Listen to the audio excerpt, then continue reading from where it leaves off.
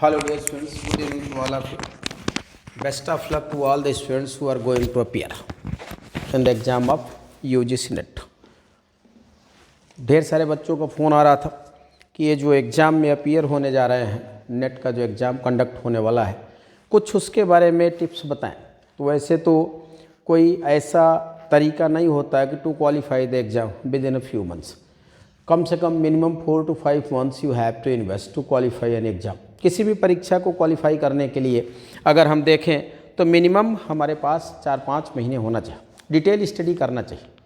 आज का जो पैटर्न है नेट का अगर देखें तो पहले जो पैटर्न होता था फोकस ब्रिटिश लिटरेचर पे हुआ करता था, अब वह फोकस ब्रिटिश लिटरेचर से हट करके कॉमनवेल्थ लिटरेचर हो गया आपका। उसके अलावा practical criticism, post modern literary criticism and terms हो गया, फॉर्म्स एंड मूवमेंट्स हो गया है। तो ज़्यादा आपको जो फोकस करना चाहिए मेरे हिसाब से आप लिटरेरी टर्म्स हो गया, फॉर्म्स एंड मूवमेंट्स हो गया, कॉमनवेल्थ लिटरेचर हो गया, ब्रिटिश लिटरेचर का पूरा आपको एक सर्वे कर लेना चाहिए। ब्रिटिश लिटरेचर का पूरा आपको एक सर्वे कर लेना चाहिए। उससे आपको फ़ायदा क्या होता है, उस सर्वे से अगर देखें तो आपको फ़ायदा क्या होगा, तो उस सर्वे से फ़ायदा होता है कि चीज़ें आपने पढ़ा है एक बार रिवीजन करेंगे तैयार हो जाएगा। लेकिन जितने लिटरेरी टर्म्स हैं, जितने मॉडर्न में देखें पोस्ट मॉडर्न लिटरेरी टर्म्स, इनसे ढेर सारे प्रश्न आते हैं। तो अब आपको किसी नई किताब को पढ़ने की ज़रूरत, जहाँ तक मुझे लगता है किसी नई किताब को पढ़ने की ज़रूरत नहीं है, बल्कि जो आपने पढ़ा है उसको रिवाइज करें और वन लाइनर नोट्स बना लें, शॉर्ट में एक लिस्टिंग कर लें। किसी भी टर्म को देखें, अभी आपको ट्रेजेडी का वीडियो बनाया गया था, बच्चों की बड़ी डिमांड थी कि जैसे डिटेल में ट्रेजेडी बताया गया तो ऐसे कॉमेडी, डेफिनेशन, काइंड्स। तो किसी चीज़ को आप भी पढ़ा करें तो डेफिनेशन, काइंड्स के हिसाब से उसके बाद ही आगे बढ़ा करें। वैसे यहाँ पे लिखा है स्पेशल टिप्स फॉर, अब आप देख रहे होंगे the students of UGC and net. यहाँ पे जो है फोकस किस पे है, यूजीसी नेट पे है। तो चले यूजीसी नेट के साथ एक और चर्चा हो जाती है, बच्चों का यह इंक्वायरी होती है कि when the new batches are going to begin. आगे तो इसके पहले भी एक दिन आपको बताया गया था कि 1 जनवरी, फ्रॉम 1 जनवरी। देखिए नेचर ऑफ टॉपिक्स तो वही, नेचर ऑफ क्वेश्चन चेंज होता है, नेचर ऑफ टॉपिक वही रहते हैं। जैसे अभी आपको कॉमेडी पे डिस्कशन होगा, 12 प्रकार की 13 प्रकार की कॉमेडी यहाँ पे बताई जाएगी। तो ये क्या है कि किसी में आ सकता है, चाहे आप टीजीटी, पीजीटी दें, LT, GIC lecturer, assistant professor, या किसी भी स्टेट का बीपीएससी दें, राजस्थान जाएं, या in other part of the country, किसी भी भाग में डीएसएसपी हो गया, केवीएस। तो प्रश्न तो इन्हीं टॉपिक से ही बनता है। बस आपको करना क्या है कि इन टॉपिक्स के बारे में डिटेल स्टडी करना है। तो बच्चों की क्वेरी आ रही थी अबाउट द न्यू बैच। तो before the tips we are going to discuss in brief about a new batches. हमारे जो बैच बिगिन होने वाले हैं उनमें एक हमारा बैच है ए आवर न्यू बैचेज में 1 जनवरी से शुरू हो रहा है revision batch part 2। Revision batch part 2 इसलिए शुरू किया गया कि रिवीजन बैच पार्ट 1 फुल हो चुका है, काफ़ी कुछ बच्चों को उससे प्रॉफिट जनरेट हो रहा है। ढेर सारे बच्चे ऑनलाइन ऑफलाइन उसमें जुड़े, मिनिमम अमाउंट में they are getting maximum profit from the experience, from the classroom experience जो या ऑनलाइन लाइव क्लास है। तो 1 जनवरी को हमारा एक बैच बिगिन हो रहा है, वह क्या है, रिवीजन बैच पार्ट 2। उसी 1 जनवरी को दूसरा बैच हमारा बिगिन हो रहा है सुपर 30 पार्ट 2। सुपर 30 क्योंकि जो फर्स्ट पार्ट शुरू हुआ था वो फुल हो चुका है, हमारा टारगेट 30 का ही था। तो more than 30 students are enrolled, 30 से ज़्यादा हो गए। तो बच्चों की डिमांड पे एक नया बैच मैंने शुरू किया, सुपर 30 बैच। यह बच्चों को मोस्ट प्रॉफिटेबल लगा। Within the minimum 3 to 4 months they can complete in detail their course। Super 30 batch की सबसे बड़ी क्वालिटी थी, या क्वालिटी है, चल तो रहा ही है। इसमें बच्चों को प्रॉफिट क्या है कि 3 महीने में ही, 3 से 4 महीने में डिटेल स्टडी हो जा रही है आपका complete literature language portion. Grammar पे जो स्पेशली फोकस है वह क्या है, कंप्रिहेंशन हो गया, पंचुएशन हो गया, वर्ड पावर हो गया। वर्ड पावर के सिवा रेस्ट ऑफ जितने इसेंशियल्स हैं जो आपके एग्जाम में आते हैं, टीजीटी, पीजीटी, या आप बीपीएससी या किसी अदर स्टेट्स में जाते हैं, या यूँ कहें कि लगभग रेन मार्टिन पूरी की पूरी इसमें एक्सरसाइज के माध्यम से आपकी कंप्लीट करा दी जाती है, समझा दी जाती है, पीडीएफ में नोट्स मिल जाता है। तो सबसे ज़्यादा जो बच्चों को पसंद आया वह क्या है, सुपर 30 बैच। उसी के साथ 1 तारीख को एक और नए बैच की शुरुआत हो रही है, वह हमारा video batch, recorded video batch है। ये बहुत मिनिमम प्राइस में उन बच्चों को दिया जा रहा है जो किसी कारणवश इलाहाबाद नहीं आ सकते, किसी कारणवश मान लीजिए आप you are unable to attend the offline classes, आप ऑफलाइन क्लासेस को अटेंड नहीं कर सकते हैं, लेकिन आपके अंदर है कि I want to study in detail, मैं डिटेल में पढ़ना चाहता हूँ।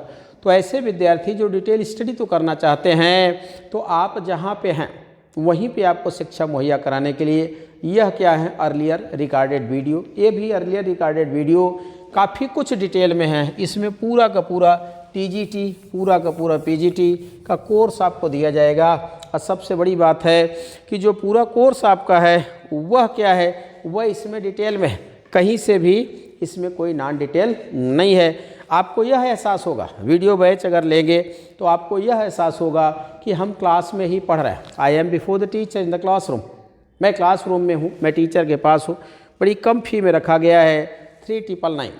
टीजीटी की फ़ीस जो रखी गई है वह 3999 है, पीजीटी की 5999 है। इसमें टोटल वीडियोज आपके पास पहुंच जाएंगे। इनकी वैलिडिटी 1 ईयर होती है। 1 ईयर में आप इनको अपना नोटबुक में चाहें तो इसको आप उतार सकते हैं, अपने पास सहेज सकते हैं, या जैसे भी आपको। तो यह इन्फॉर्मेशन अबाउट आवर बैचेस थी। एक बार फिर से रिपीट कर दे रहे हैं। 1 जनवरी को 3 बैचेस शुरू हो रहे हैं। एक रिवीजन बैच पार्ट 2 है, सुपर 30 बैच पार्ट 2 है, और 2 वीडियो बैच, टीजीटी का अलग, पीजीटी का अलग। इनका फ़ी अमाउंट भी आपको बता दिया गया। टीजीटी का 3999 और पीजीटी का 5999 है। कंप्लीट कोर्स है, इसमें आपका लिटरेचर लैंग्वेज दोनों है। चलें आइए चलते हैं। बात हो रही थी स्पेशल टिप्स, तो मैंने कहा कि Rome was not built in a day, Rome साम्राज्य का निर्माण एक दिन में नहीं हुआ था, लेकिन मैक्सिमम फिलहाल वह बच्चे, वह students, aspirants who are going to participate in the exam of NET. अब यह समय नहीं है कि हम किसी नई किताब को पढ़ें, किस पे फोकस किया जाए। तो जो लिटरेरी टर्म्स हैं, post modern, Commonwealth literature, 1 liner में आप नोट्स बनाएं। जो भी आपके पास 20 दिन 1 महीने का टाइम है उसमें उसको कवर करने का प्रयास करें। अब हम आगे देखते हैं the students of UGC net. जैसे मान लीजिए फॉर एग्जांपल हमने कहा कि हम क्या पढ़ रहे हैं, हम कॉमेडी पढ़ रहे हैं। हम क्या पढ़ रहे हैं, कॉमेडी पढ़ रहे हैं। तो पहले तो हम डेरिवेशन ऑफ कॉमेडी पढ़ें। जैसे आपको बताया गया कि the term tragedy is right from Greek word tragoidia. आपको इसके पहले वीडियो जा चुका है, आप चैनल पे जाएंगे the Oxford of English by Ojha sir, वहाँ पे आप देख लें। तो ट्रेजेडी के बारे में डिस्कशन हुआ था कि the term tragedy is right from Greek word tragoidia. तो to be frank taking your response, comedy की उत्पत्ति ग्रीक भाषा के शब्द कोमोडिया से हुई है। जैसे ट्रेजेडी ट्रेगोडिया से हुई है, तो कॉमेडी की उत्पत्ति जो हुई है वह किससे, KOMOIDIA। अब कोमोडिया, कोमोस मीन्स होता है जॉयस, ओइडिया मीन्स होता है सॉन्ग, तो अजॉयस सांगार स्टोरी हो गया। कई लोग कहते हैं कि the term comedy is right from commas Latin word. तो ध्यान दीजिएगा, रोम में कॉमेडी ग्रीस से आई हुई है, और जो first comedian of Rome regard किया जाता है लिवियस एंड्रोनिकस, वह कहाँ से आया था, वह ग्रीक से ही आया था। तो कॉमेडी की उत्पत्ति ग्रीस में होती है। कौन रिगार्ड किया जाता है the father of classical comedy, Sophocles हैं। मिनेंडर को the father of new comedy कहा जाता है। अब यहाँ से हम आगे चलते हैं, ये क्लासिकल कॉमेडी हो गई, तो हम रोमन कॉमेडी को देखते हैं। अबाउट डिटेल में कोई क्लास तो है नहीं, ब्रीफिंग कर दिया जा रहा है। तो रोम में देखते हैं। तो रोम में अभी आपको मैंने बताया कि in Rome the comedy reach from, Rome में कॉमेडी कहाँ से आई है, तो रोम में जो कॉमेडी आई वह कहाँ से आई, एंशिएंट ग्रीस से। रोमन कॉमेडी में देखें, लिवियस एंड्रोनिकस हो गए, प्लाटस हो गए, टेरेंस हो गया। ये क्या हैं, these are the remarkable comedians of Rome. आप इनको पढ़ लें, हो सके तो इनकी जो कॉमेडीज हैं, जो इम्पोर्टेंट 4-4, 6-6 हैं, उनके बारे में भी अगर हो सके तो 1 लाइनर नोट्स बना लें। वैसे जो सबसे पॉपुलर है, जो आपके परीक्षा में पूछी जाती है, वह क्या है, एलिजाबेथन रोमांटिक कॉमेडी, जिसे हम इंग्लिश कॉमेडी कहते हैं, जिसे हम शेक्सपियरियन कॉमेडी कहते हैं। इस रोमांटिक कॉमेडी की शुरुआत इंग्लिश लिटरेचर में किससे होती है? जॉन लिली से। रॉबर्ट ग्रीन महोदय founder of romantic comedy. George Peele को कहा जाता है कि Peele is regarded the first author, first dramatist who mixed realism in romantic comedy. तो इसमें से जितनी रोमांटिक कॉमेडी हैं, अब शेक्सपियर्स कॉमेडी है, तो देखिए जब आप पढ़ने बैठा करिए तो एक शॉर्ट नोट्स बनाने के लिए अपने पास, मैं हर बार कहता हूँ कि अपने पास आप कलम और नोटबुक रखा करें। तो शेक्सपियरियन कॉमेडी को हम पढ़ते हैं, फिर शेक्सपियरियन कॉमेडी का हम डिवीज़न पढ़ लें। आपको पता होगा कि Shakespearean comedy is divided into 5 kind according to its quality. Number 1 क्या है? Boisterous and erotic comedy. दूसरी क्या है? जॉयस और सनी कॉमेडी। तीसरी क्या है? Dark comedy. चौथी क्या है? Tragic comedy. अब पांचवी क्या है? Dramatic romances. तो शेक्सपियरियन कॉमेडी को आप पढ़ लें, पर्पज पढ़ लें, इंपॉर्टेंट कॉमेडी। नेक्स्ट जो आती है वह क्या है? Comedy of humours. इसे क्या क्लासिकल कॉमेडी भी कह सकते हैं, सोशल कॉमेडी भी कह सकते हैं। यह क्या है? यह बेन जॉनसन्स कॉमेडी है। It was actually written in the form of social satire to abuse to ridicule the follies of the society. तो बेन जॉनसन महोदय को फादर किसका कहा जाता है? कॉमेडी ऑफ ह्यूमर्स का। अब जो कॉमेडी ऑफ ह्यूमर्स है, it was actually a reaction against the English romantic comedy. यह जो कॉमेडी ऑफ ह्यूमर्स थी, यह वास्तव में क्या थी? यह रिएक्शन थी। यह रिएक्शन किसका है?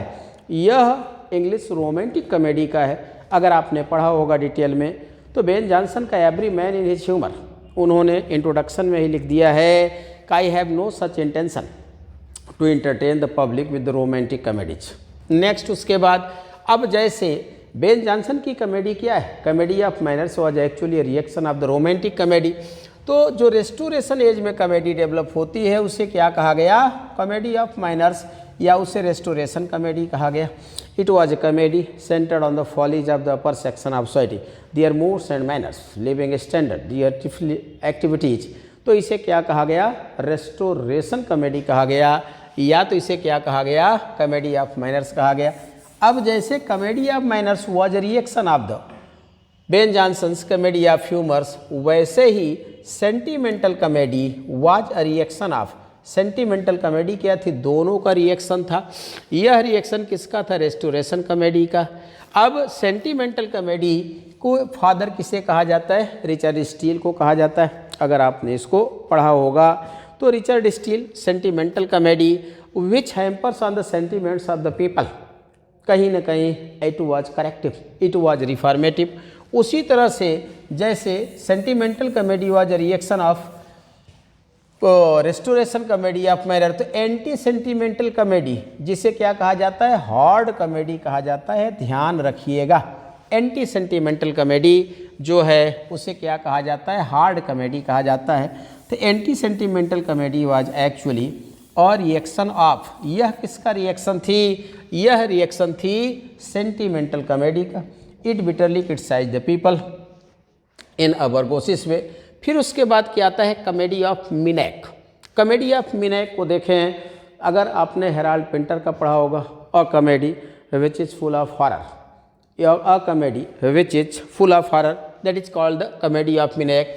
यह क्या है? यह 20वीं सेंचुरी की कॉमेडी है। उसके बाद डार्क कॉमेडी या black comedy, the horror of the first world war पे डेवलप होती है। रिवाल्ड्री या ब्लू कॉमेडी, ये मॉडर्न हैं फॉर्म्स ऑफ कॉमेडी, इनको याद रखिएगा। यहाँ पे लिखा है ब्लैक कॉमेडी, यहाँ पे ब्लू कॉमेडी, तो ये सब क्या हैं? During the post modern days. Next drawing room comedy है। ड्राइंग रूम कॉमेडी के फादर कौन कहे जाते हैं? टी.एस. एलियट। एलियट के अगर आपने पढ़ा होगा, ये टी.एस. एलियट महोदय का अगर आपको याद होगा, the family reunion, the confidential clerk, the cocktail party, वह सब क्या है? वह ड्राइंग रूम कॉमेडी हैं। और सबसे बड़ी बात है कि drawing room comedy was also a variety of the comedy of manners. यह किसकी वैरायटी है? यह कॉमेडी ऑफ मैनर्स की वैरायटी है। अब हम देखते हैं कॉमेडी ऑफ मैनर्स के बाद नेक्स्ट जो इसका वैरायटी होता है वह क्या होता है? Satirical comedy, full of satire, irony, farce, जो कि मॉडर्न एज में देख लें जो सोशल कॉमेडीज लिखी जाती हैं, लास्ट क्या होता है? फार्स होता है। तो आज हमने जो भी डिस्कशन किया है संक्षेप में कॉमेडी के बारे में, अब आपको करना क्या है? वन लाइनर नोट्स बना लेना है। नोट्स आपका कैसा होना चाहिए? आप इसको दो पार्ट में बांट लें। नंबर 1 यहाँ पे हो गया है आपका सीरियल नंबर, ठीक है ना। अब यहाँ पे आपने लिख लिया, मान लीजिए फॉर्म्स ऑफ कॉमेडी। अब यहाँ पे आपने लिख लिया फादर, यहाँ पे लिख लिया जीस्ट, मूल क्या है इसका, और उसके बाद important comedian of this genre. अब हमको कैसे तैयार करना है, तभी बात चल रही थी वन लाइनर नोट्स की। तो वन लाइनर नोट्स हम कैसे तैयार करेंगे, ऐसे ही तैयार करेंगे। ऐसे ही का मतलब क्या है कि हम जो है यहाँ पे देखें, एक पेज को 4 पार्ट में बांट लेंगे और उसमें धीरे धीरे करके हम एक एक को जो है यहाँ पे उसको देंगे, एक एक को कि कौन सी कॉमेडी है, तो इनके प्रपाउंडर कौन है, कौन इम्पोर्टेंट कॉमेडियन है, इसमें उनको नोट कर लेंगे। इससे काफ़ी कुछ हमारी अच्छी तैयारी हो जाती है। न्यू बैच के जो डिस्कशन चल रहा था, अगर किसी को चाहिए तो कॉन्टैक्ट नंबर है इंस्टीट्यूट का 9335355899 for any further enquiry about the new batches. तो अब आप ऐसे ही तैयार करें, इधर 2-4-6 दिन आपके हिसाब से ही छोटे शॉर्ट वीडियोज बनाए जाएंगे। तो okay, best of luck, good night to all of you, bye. I hope a better future to all of you.